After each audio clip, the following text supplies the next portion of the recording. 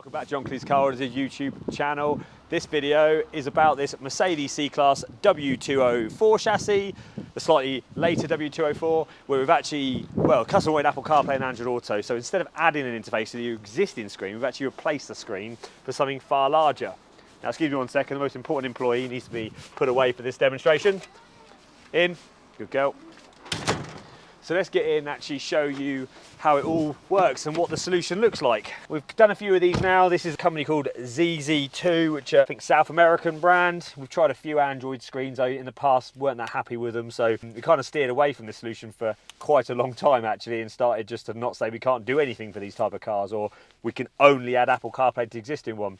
However, these Linux-based systems, far more money, but actually they're stupidly reliable from what we've found, because we've installed quite a few now, and we don't really get problems on installation, don't get problems connecting our phone, and we don't seem to hear back from customers with issues afterwards, which is great. So this is what we're offering now. This is the ZZ2 10.25-inch touchscreen. Now that's a dash cam we've also installed. This video is not about a dash cam, but if you ever want a dash cam installed, think where's your brand, best one going. She'll shut up in a second anyway. So it's going to boot up into what was previously used, which is the Mercedes system. So while I'm here, actually, I might as well show you. The Mercedes system still works through the factory controller, just like so. So we can actually go through and still navigate through all the Mercedes equipment. So if there's anything in here you still want to use, you've still got access to it. You know, if there's any car settings or anything, it's all still fully usable. God, that is an old Becker sat nav. Wow, haven't seen one of them in a while. Classic, vintage.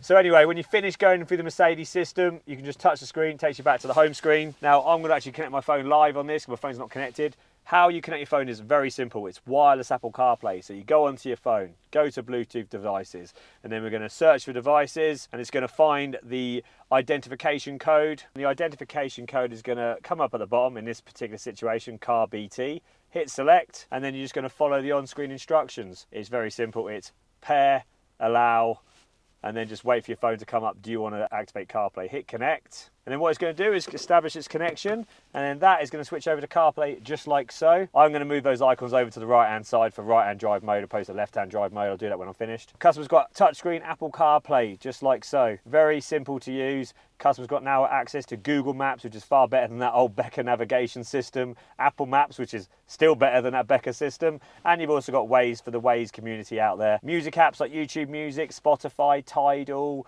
Deezer, Apple Music is all going to work as well. So you can go into Tidal just like so when you're driving, and then you can go to Recents, Home, go to your favourite music.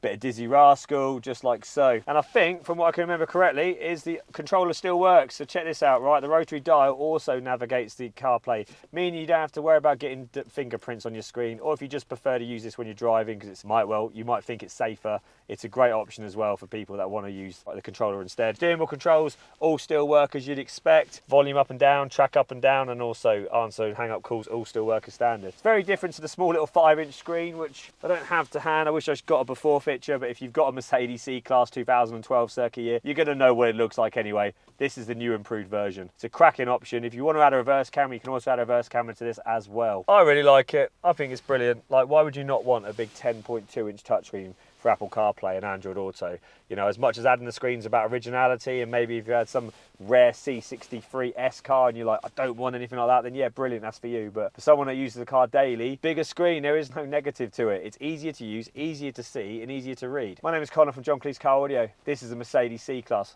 That's a ZZ 10-inch screen. We'll see you soon.